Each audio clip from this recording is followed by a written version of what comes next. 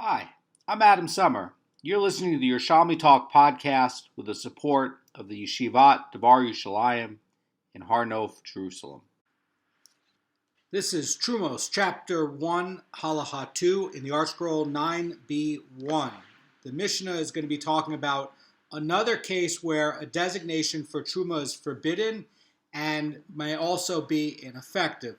What's coming up? What happens if you try to designate Truma for olives on behalf of olive oil, or on olive oil on behalf of olives, or grapes on behalf of wine?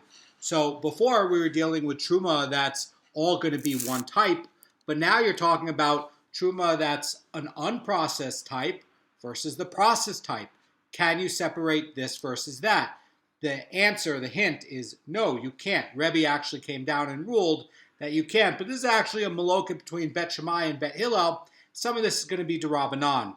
So the Mishnah starts off and it says that one may not separate olives as truma on behalf of olive oil or grapes as truma on behalf of wine. And the Mishnah is referring to someone who has olives or olive oil or grapes and wine. And by the way, you have to separate out truma on it. And it's teaching that he may not designate some of the olives as truma for the other olives and for the oil in order to exempt them both from their truma obligations. Now, my understanding is that this is actually going to be the opinion, this statement is actually going to be the opinion of Rebbe based on other rulings. And it continues and says, and if one did separate truma in either circumstance, then this is now going to get into a maloket between Beit Shammai and Beit Hillel. In other words, the violation of the prohibition that somebody designates for truma from olives on behalf of olive oil or grapes on behalf of wine. And the idea basically is that the prohibition's applying to any truma designation that involves unprocessed produce on behalf of processed produce.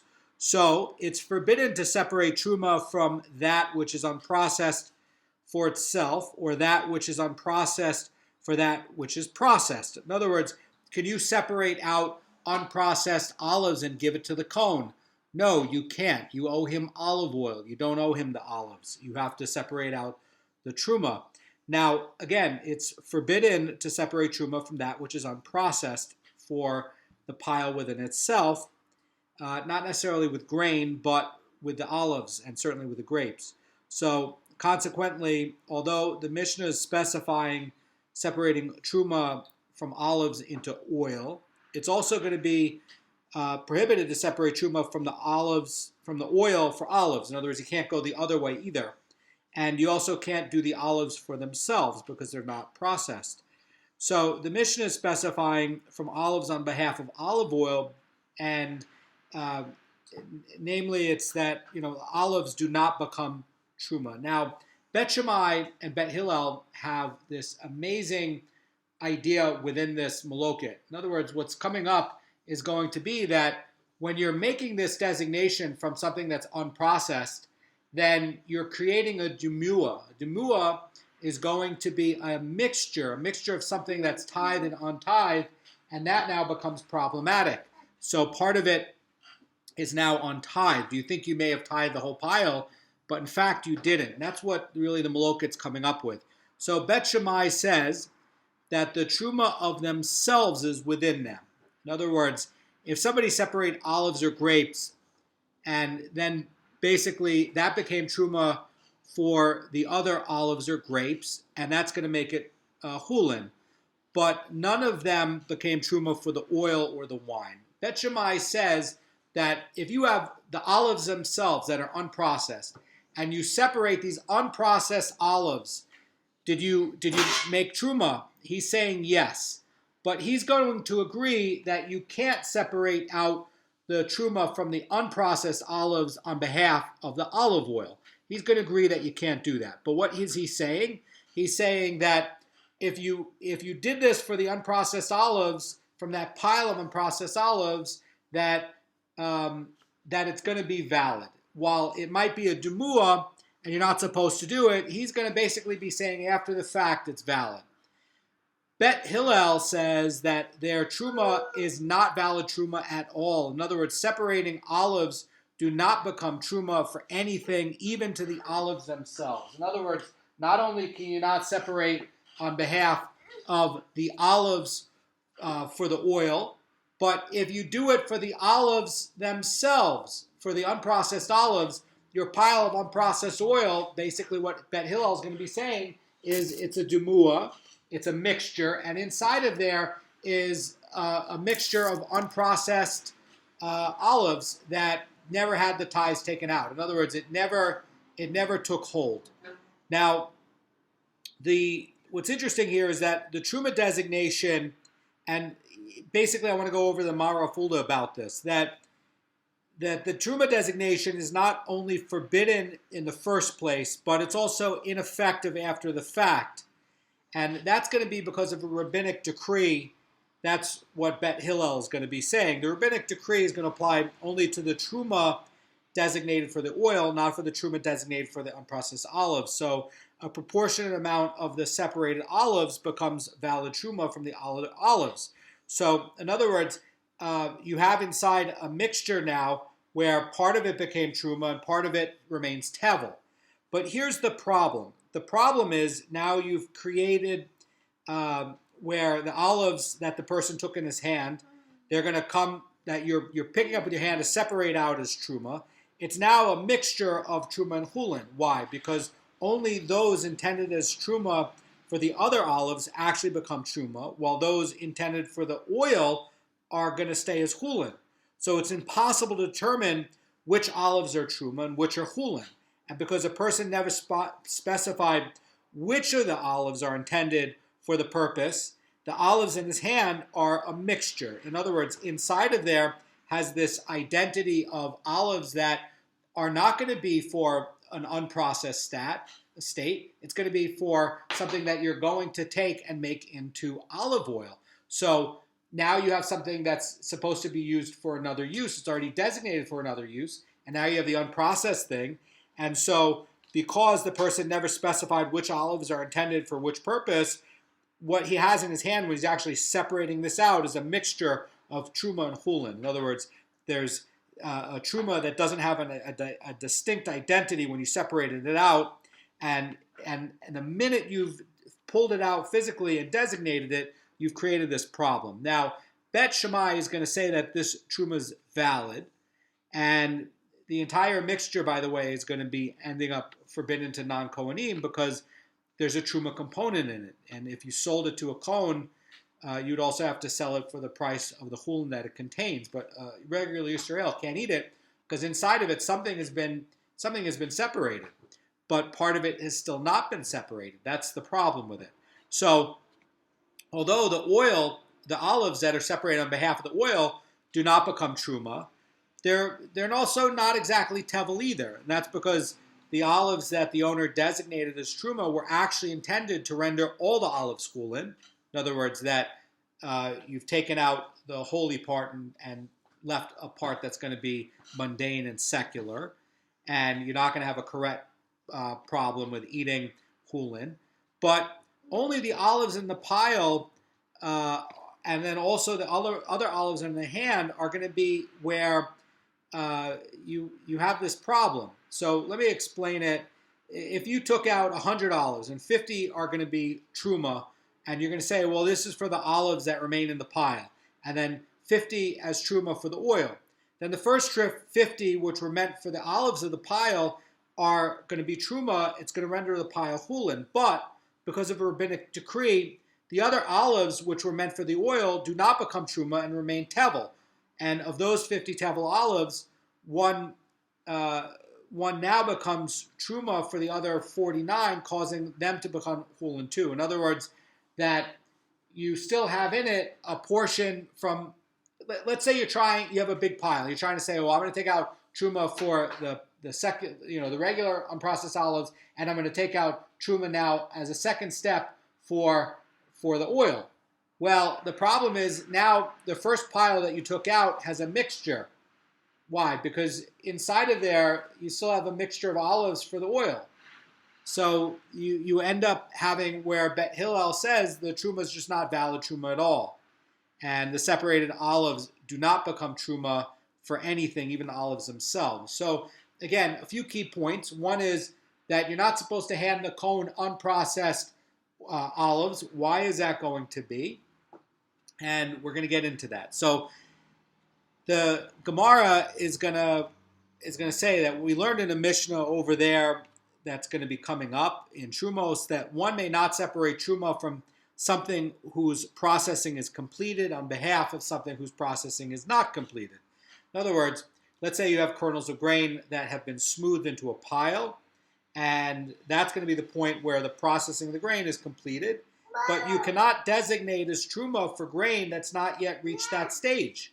So the Mishnah is stating that the opposite might also be true, that one may not separate truma for something whose processing is not completed for the sake of something whose processing is completed. In other words, A goes to B, and also, or A cannot go to B, and also B cannot go to A. In other words, you cannot process unprocessed oil on behalf of olive oil, and also you cannot process olive oil or separate truma for olive oil on behalf of olives that are unprocessed. So the Mishnah is concluding that if somebody violated the law and designated truma in either of these cases, the truma is valid after the fact. That's what the Mishnah says. And so it says, and yet you say here, in other words, the Tana of our Mishnah says the opposite, and he's recording Beit Hillel as ruling that the separated truma from unprocessed olives on behalf of processed oil is not valid.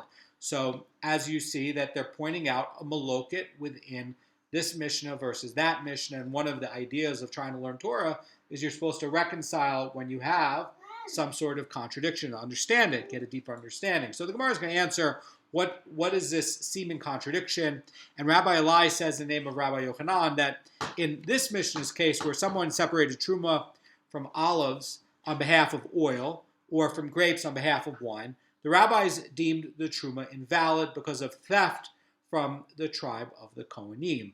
Now, that's going to be the key problem, the theft of the tribe of the Kohanim. Now, how did we steal from the Kohanim if you're separating out from untithed olives on behalf of olive oil? How did you steal from the Kohanim? The Gemara is going to try to clarify. It's going to say, what is the meaning of theft from the tribe? In other words, how does taking truma from olives as opposed to taking the truma from the finished oil cause any loss to the Kohanim? And the Gemara is going to give two explanations for it. Rabbi Hanania says, and I like this answer, that there's a loss because of the trouble. In other words, the Kohanim is going to have to trouble himself with converting the olives into oil. And Rabbi Hanania is basically saying that there's not really like a monetary loss per se, but what you're doing is you're putting a burden, and he has to turn this into oil, and you've given him the unprocessed thing, and now he has to go through the trouble to go turn it into the oil. And so you've basically stolen the tribe's time. That's going to be the issue. So the other explanation is going to be about a monetary, but I like Rabbi Hanania's explanation. Now, looking at Rabbi Yochanan's answer, Rabbi Hanania is going to challenge that. He's going to say, think about it. What if you had an ear of rice in the truma that was separated for processed rice? You know, the Kohen, he's saying, would have to go through the trouble to pound the ear and remove the hull, yet the Mishnah quoted above implies that the truma separated from any unprocessed produce, by the way, including ears of rice, is going to be valid after the fact. So are we talking about a case where we're only limited to unprocessed olives and unprocessed grapes? Or is it going to be for everything, like even if you had rice, unprocessed rice? So the Gemara is going to answer, and it's going to say, well, it's gratifying for a person to pound something a little bit. In other words, since pounding a few ears of rice is not an imposition on the Kohen, the rabbis did not disqualify truma separated from ears of rice. And in our Mishnah's case, by contrast, where one separated truma from other olives instead of oil, processing the truma would be a labor. And so the rabbis deemed it to be invalid. Now, Rabbi Hanania is going to press his point. He's going to say, think about it. What if there were ears of grain in the truma that were separated from threshed grain? Then the processed ears of grain is certainly a difficult task. And the other Mishnah is implying from over there, later on, that even Truma separated from the ears of grain would be valid after the fact. Now, the Gemara is going to conclude, says, until here, Rabbi Hanania challenged Rabbi Yochanan's answer. In other words, the Gemara does not solve the problem, and it doesn't necessarily reject Rabbi Hanania's explanation. But, in fact, Rambam is going to even agree with Rabbi Hanania's explanation. Rambam states that if someone separates Truma, this is his commentary in the Mishnah from Terumos 5:18, Rambam says that if someone separates Truma from olives for olive oil, or from grapes for wine, or from ears of grain for finished grain, the rabbis declared the Truma invalid so that the Kohen will not have to go through the trouble to go and process the raw produce. And according to this view, when the Mishnah rules the Truma invalid, it renders not only the Truma taken from the olives for oil or from the grapes for wine, but also for grain for finished grain. In other words, he's extending this over for other product. So this is Rabbi Hanania's explanation for why separating Truma from olives for oil is theft for the tribe. Now, we're going to get into the second explanation for why separating olives for oil is going to be considered theft from the tribe. Now, again, Rabbi Hanania gave a non-monetary explanation for why this is, and Rabbi Hanania says it a little differently, and he doesn't give the same explanation that Rabbi Hanania gives. He says, rather, this is because it actually does constitute theft from the Kohanim, because when designating Truma for oil, one should try to separate an amount of Truma that is proportionate to the volume of oil. And in our Mishnah's case, where one separates Truma for olives, for oil, one might mistakenly separate an amount of Truma proportionate to the olives. So a given volume of olives is going to produce less volume than the oil. In other words, when you're processing it, you have a loss. And so Rabbi Manna is pointing out that you can't separate this for that, because now when you give him the olives, he has to go make it into the oil, and you've ended up taking away from the Kohen. You didn't give him the full amount, and you didn't account for the loss. And the Gemara is going to challenge this explanation, but there's a good answer for it. So the challenge goes like this. It says, think about it. What if someone did separate Truma based on the volume of oil? In other words, you said, okay, I'm going to come and I'm going to count for what you would lose for pressing these oils into the oil. I mean, what do you have, right? If you're giving him actual whole olives, what do you have inside of there? You have pits, right? So do you account for those pits? Well, when you're making the oil, you can't use those pits. That's a loss. That's just a dead loss.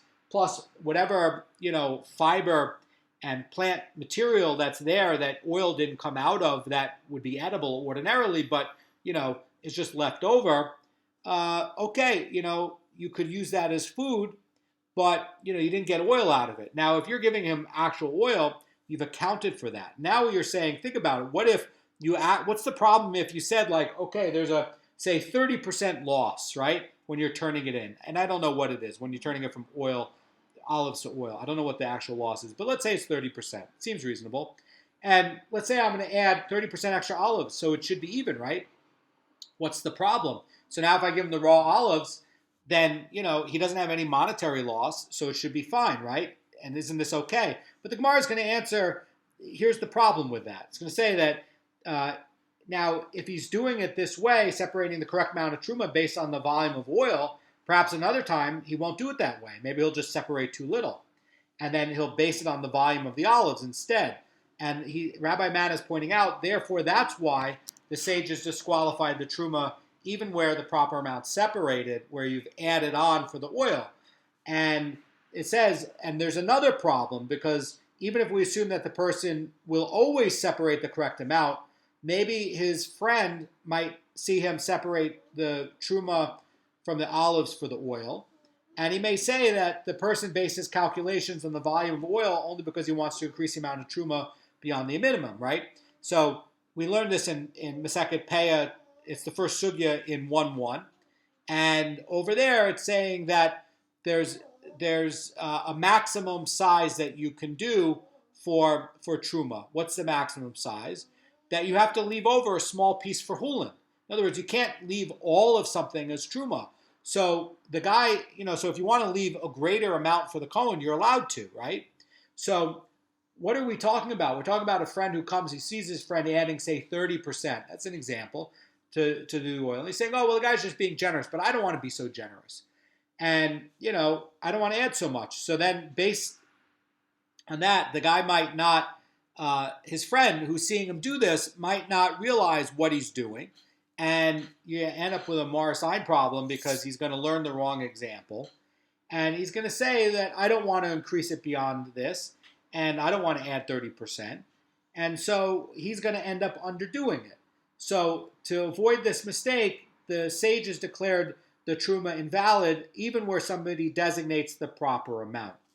And again, they put a fence. And as we learned from Masechet Yevamos, that the Torah, when Shlomo Melech gave, a lot of these oral laws, it's like they put handles on the basket. In other words, that before it was like a basket without handles, but Shlomo Melech, with these fences that they put on, basically put on a basket. Why do we care about doing these restrictions? Because somebody might end up going under the required amount, and it's going to turn out that there's a malokit as to whether this minimum amount is going to be deraita or derabanan. There's an opinion that it's actually going to be deraita, although it's not the majority opinion. But there is an opinion that the minimum amount is a deraita opinion derived from the text, and somebody might end up not separating enough and having karet, or ending up even violating a rabbinic fence if you're going to look at it the other way.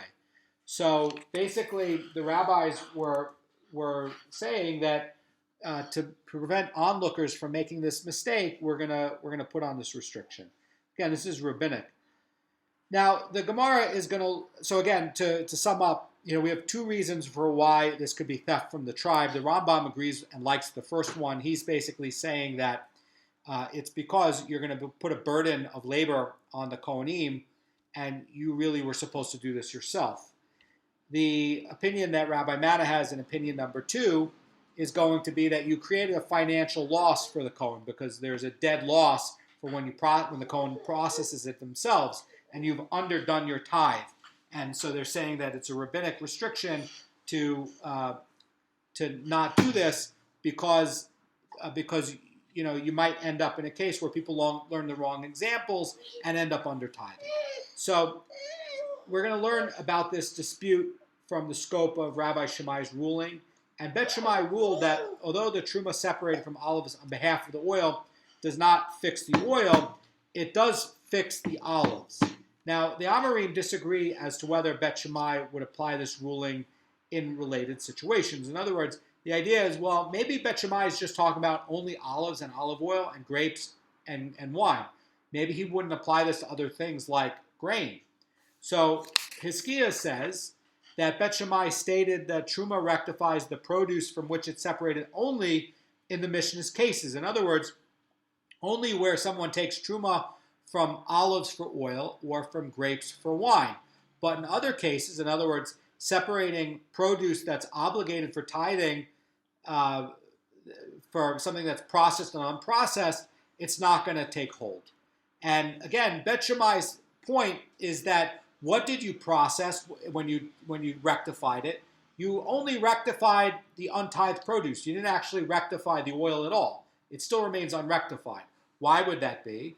Because there's a greater amount of oil, of olives, that need to go in to make that piece of oil that you'd be rectifying.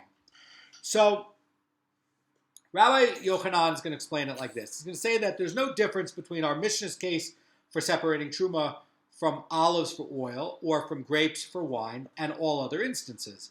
So in other words, even in the preceding example where truma was separated from produce that was obligated in tithing for produce that's exempt, Beit Shammai would deem the truma valid for the obligated produce. Rabbi Yochanan says the Sefer Nir is like this, that he's saying that Beit Shammai would apply that ruling in all other circumstances, including separating truma for produce that is obligated for tithes, for produce that's exempt from tithes. And Beit Shammai is of the opinion that the truma intended for the obligated produce is valid. And although the portion designated for the exempt produce does not become truma at all, in other words, either biblically or rabbinically, the part intended for the obligated produce does become truma. So basically, what Rabbi Yochanan is saying that, okay, your finished produce doesn't become separated, but according to Beit Shammai, the produce that's unfinished becomes separated, and even if it's going to be something other than grapes or olives, that it will still become processed and tithed. Now, that's not the halacha. Beit Hillel is saying, no, if you separated, in actuality, when you pull out that pile to separate for unprocessed olives based on olive oil, what did you do? You created a mixture, and inside is a mixture of chulin and truma. So you didn't actually tithe anything because you didn't do it right. So they're going to say that it's not valid after the fact. And the Gemara is going to elaborate on Beit Shammai's ruling. And in other words, his ruling from the Mishnah is that the truma is valid only for the olives. It's not valid for the oil at all. And the Gemara says that the scholar said in the name of Rabbi Yochanan that the truma takes effect for the olives even immediately. In other words, Beit Shammai is saying that that once you pulled it out from the pile of unprocessed olives, that when did it become truma? It became truma right away. So you could have thought that since he separated truma for both the olives and the oil at the same time, the portion designated as truma for the olives does not become truma immediately, but remains tevel until he separates truma for the oil for itself. And this Gemara is teaching that's not the case. And according to Beit Shammai, the truma remains valid right away. So in other words, he's saying that, well, you might have thought that, the pile of unprocessed olives doesn't become valid until you actually take out the tithe for the oil. And saying, no, not true. The oil doesn't become tithed at all, but the olives, once you tithe it, is tithed. So that's a good thing about the timing to learn from Rabbi Yochanan about, again, and we care, what is exactly Beit Shammai's ruling.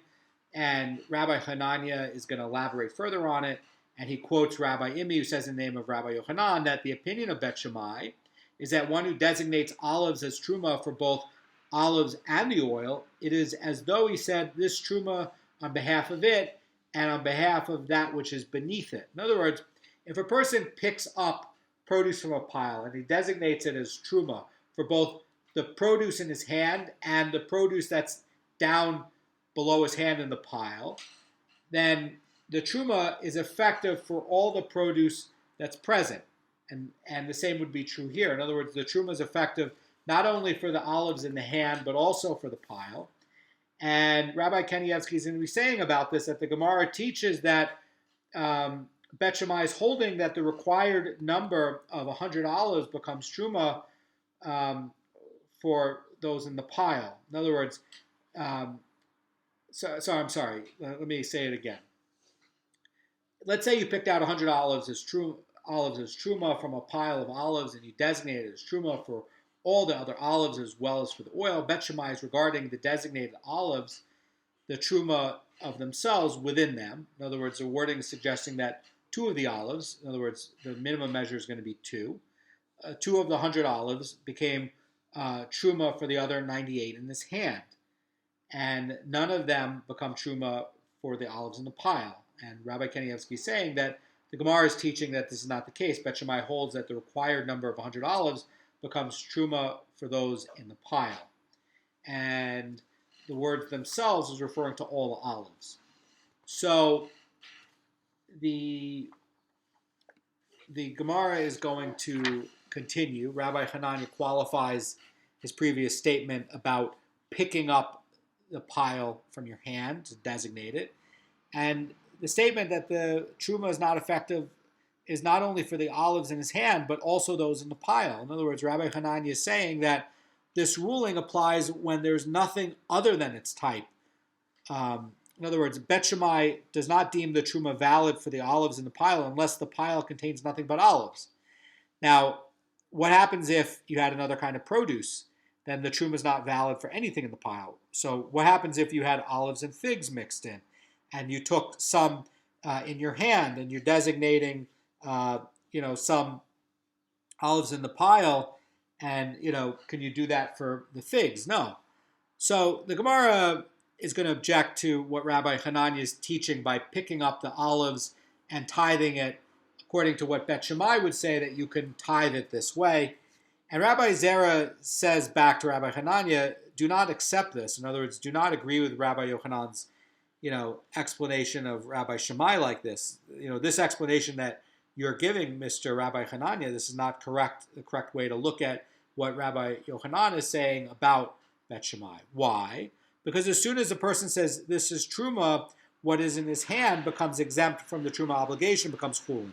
And then the rest of the olives that were in the pile become chulin. In other words, what happened is the truma he takes in his hand has two stages. First, it renders the tevel in the hand chulin, and then it renders the tevel in the pile chulin. And therefore, the olives in his hand are a mixture. And already, what's in his hand? He has inside of it a mixture of chulin, which is untithed, and a mixture of truma that's untithed. And what did he leave in the pile? He did the same thing. In other words, he created two piles of mixtures. And then what do? You have to go tithe it again. But then when you go tithe it again like this, you've created a smaller mixture of another two piles. And it goes this way ad infinitum. In other words, all you're doing is cutting something in half and making it smaller and smaller and smaller, but you never actually rectified anything. Rabbi Hananya is going to come back. This is the son of Rabbi Hillel, saying, is not Hillel the elder, saying that the truma actually takes effect for all the produce at once. In other words, as soon as he says this is truma, what is in his hand becomes exempt, and what is below in the pile also becomes exempt. In other words, he really did separate truma. In other words, you have one part that in his hand is going to be truma, and the other part is going to be chulin, and it's all going to be at the same time. Now, again, that's not how Rabbi Zera is understanding this. Rabbi Zera is saying that this is a problematic separation, and what happens is you just end up splitting this into smaller and smaller pieces, but you never actually rectified it. And another way to look at Rabbi Hananya's explanation by saying, well, he picked it up and he shouldn't have done it, but was it rectified after the fact? And Rabbi Hananya is saying that it is rectified after the fact, but you shouldn't have done it this way. He'll agree you shouldn't have done it this way. And Beit Shammai would agree you shouldn't have done it this way. But it is rectified after the fact. And he's saying that it's rectified, but the restriction not to do it like this is a d'Rabbanan restriction. And really what this point that Rabbi Hillel is pointing out is that this is a normal separation. In other words, what's in his hand is truma, and what's below in the pile is going to be chulin. And there's not some sort of mixture. So the Gemara is going to look at the truma not being effective for olives if you have another product that gets mixed into it. In other words, Rabbi Hananya is pointing out a novelty. What happens if you have a pile of figs and olives in there, and now you're trying to lift this up and separate it? Rabbi Hananya said the ruling requires correct, or appears correct, regarding Truma Gedola, because Truma Gedola needs to be separated from product that's in the proximity to the tevel from which is being designated. In other words, there's a rule when you separate out Truma Gedola, and it's a little bit different than, say, Trumas Meiser, which is going to be, or Meiser Rishon, which is going to be the next set of tithes. There's 5 sets of tithes. And he's saying that, this is going to work for Truma Gedola, but not for the other things. Why would it work for Truma Gedola? Because it's close to it. And there's a rule that for Truma Gedola, it's got to be next to what you're tithing. But that's not the case for other things. And in fact, if you look in the last Mishnah in Masechet Demai, which I think is a very interesting one, it gives you a little bit of puzzle. And the answer to the puzzle is that you're separating Meiser Rishon from, something that's in one house on behalf of something that's in another house. But regarding the Truma Gedola, it has to be next to it. So he continues and he says, but regarding Trumas Meiser, it needs to be an exact tenth measure, weight, or number. And also, the idea is that one of the differences with Truma Gedola is it's an estimate. But for Trumas Meiser, it has to be exact. It has to be a tenth exactly. And the reason why comes up in Masechet Demai, and Rabbi Kanievsky gives a good explanation for it over there. But basically, the way it works is like this. If I separate out the Truma Meiser for less than a tenth, I do like 90%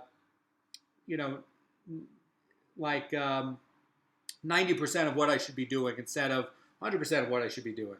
Then the problem is that the pile, the main part of the pile, has in it a part that is inside of it is still Trumas Meiser. In other words, inside of the main pile is still something that's untithed. So underdoing it doesn't work because your main part of your pile is not 100% rectified, not 100% fixed.